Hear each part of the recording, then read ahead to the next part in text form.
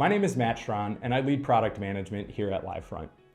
Across our product teams, we do a lot of user research here, and we often find ourselves asking the question, should we have a hypothesis when starting a new research study? And so the title of this talk is, Hypotheses are the essential rudder to keep your UX research boat on course. Without it, expect a directionless and watery death. You know, that's not quite right. This is a little bit too extreme of a claim. It's not quite like that. Let's try again. Let's go with, how dare you stifle open inquiry with inflexible and biased hypotheses? Hypothesis, more like hypothesis. This one's not quite right either. Hypotheses do have a place and they are a useful tool. So let's come back to this question in an open and honest way. Do I really need a hypothesis for my UX research study? And the answer, as is the answer for a lot of vexing questions, is it depends. Let's start out by breaking down the word hypothesis. In a UX research context, the prefix hypo refers to something that is tentative, unproven, and subject to verification. The word thesis in this context means a proposition explaining a phenomenon or relationship between variables. When put together, the meaning of the word hypothesis is an unproven proposition explaining the relationship between multiple variables and subject to testing. So let's go back to 5th grade science for just a minute here. Does anyone remember the scientific method? Well, it's a few simple steps that start out with observing the world or the environment around you and making observations about what you see. From there, you then form a question. What are you seeking out to learn about the world, about the environment, about your product? Next, you'll want to form a possible answer, which is also known as a hypothesis. After you have a well-formed hypothesis, it's time to perform an experiment or a test.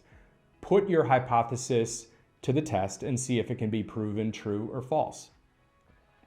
Once you have your results and your data, it's time to analyze and then draw a conclusion. What did we learn from doing this exercise? And those learnings can then be fed back into this cycle, forming more observations, which then can eventually lead to more questions and more hypotheses.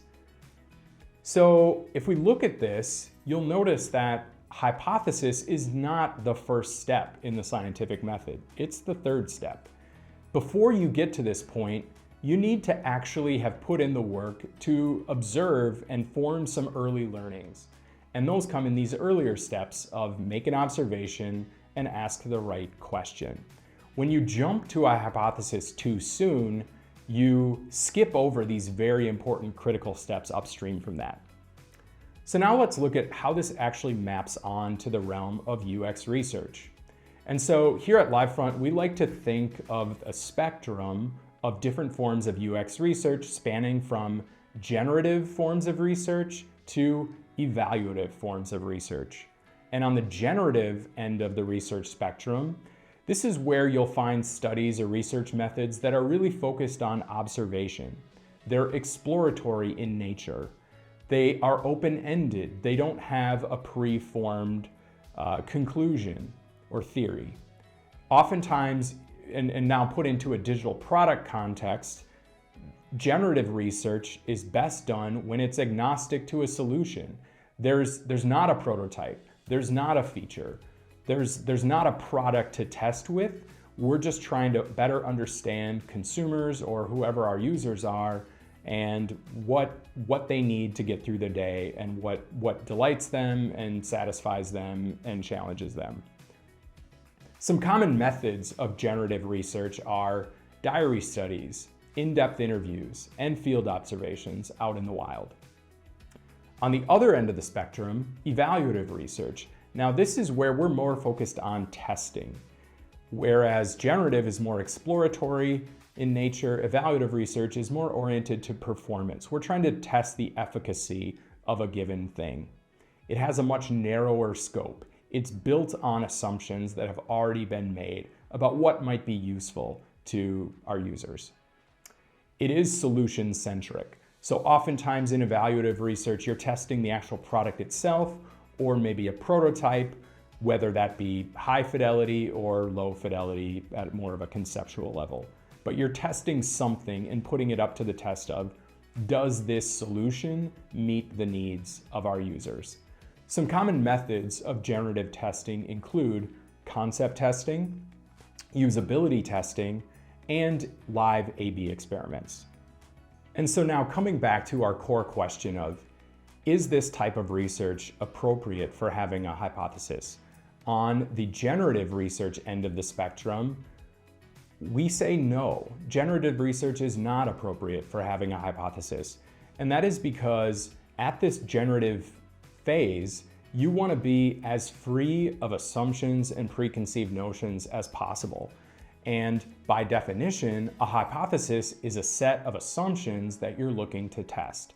So when you're in this generative phase of research, we recommend staying away from having a hypothesis. And then on the other end of the spectrum, evaluative research is a good and appropriate place to have a hypothesis, where when you're doing evaluative research, you have done your work up front, you've made observations, you've done your generative research, you've formed a theory about what's ultimately going to resonate for your users, and now you're putting that theory to the test.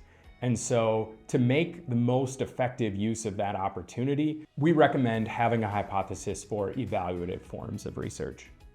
Let's talk about what makes for an effective hypothesis. And to start with, catalog what your assumptions are. A hypothesis is really built upon the assumptions that you've made all along the way. One of the really strong reasons to have a hypothesis is that it forces you to name what your assumptions are. What do you think to be true about your users, about their motivations, about what success means to them, about their behaviors, about their interactions with your product? You have these assumptions inevitably when you're creating a digital product. So the usefulness of a hypothesis when doing UX research is that you're forced to name what those are and put them to the test. Are they provably true or false? And in that is the value of a hypothesis. Next, let's identify what is actually testable. Some of your assumptions will be provable, some won't. And so at this stage, we're really taking an inventory of what are all of our assumptions and which ones can be cleanly separated and tested in an experiment or a research study. So, are your assumptions empirically provable? How many variables are at play, and can those variables be separated? What is the underlying cause and effect relationship? At the core of every good hypothesis is a statement about cause and effect. What stimuli causes what result? And by naming a hypothesis, you're forcing yourself to isolate those variables and define them. Third, bring form to your hypothesis. We like to use this very simple structure. It's a statement with 3 clauses: if, then, and because. If is where your independent variable would go. In other words, this is the cause. This is the stimuli that you're testing. It might be your prototype. It might be a new feature you're experimenting with. It might be a new design concept that you're trying out. This is the thing that you're changing in order to produce the desired effect. The then statement is that effect. What is the actual outcome or result that we're trying to drive? How do we define success? Some examples of this might be new user acquisition, user engagement or retention. It could be conversion of some kind or sales. Whatever success means to your product, whatever measurable success means to your product, this is often the dependent variable or the effect. And then last, the because statement. And this is where you're presenting your theory about why this cause and effect relationship exists. It's the rationale or the explanation for it. And when put together, all three parts form a really solid hypothesis that you can then take into your research. Finally, catalog your hypotheses. Build future research from them. Oftentimes we see that research studies come and go in an ephemeral way. The findings are lost forever, and it's as if they never happened. By having a well-formed hypothesis, a best practice that we recommend is to take an inventory and catalog those so that your future research efforts can be informed by past studies you've done. What hypotheses have we found to be true? Which ones have we found to be false? And how might we take that into account when building the basis for our next study or our next research effort? And going back to that scientific method slide, this is all about that observation phase. Your test results become your observations, which then catapult you into new inquiry, new hypotheses. To close, let's look at an example. For this example, let's look at this fictitious e-commerce app that sells household plants to consumers. And on the left, we have our control group, which has a standard checkout button. And on the right, we have our experimental group, which is our Apple Pay option. And so if we were going to conduct a research study or an A/B test with this stimuli, our hypothesis might look something like this. If we add support for a new payment method, then we will drive more product sales because it increases ease of use at that pivotal checkout moment. And so what we have going here is our independent variable. The new payment method is presented in that if statement. The then statement is the desired effect or outcome. In other words, the dependent variable. And last, the because statement is presenting our theory for why this will be the case. And it's because having this Apple Pay option increases ease of use. So put together, that forms our hypothesis that we can now take into our experiment and determine if it can be proved to be true or not. And to wrap this up, should you have a hypothesis when doing UX research? It really does depend. Hypotheses are not the end-all be-all that you absolutely need for every single study, no matter what. But on the other hand, they're not to be avoided at all costs either. They have a place, particularly when you're doing evaluative research and you want to build traction and direction and ultimately move your research efforts towards launching a real actual product and putting it in the hands of users. Thanks for joining me, and choose your hypotheses wisely.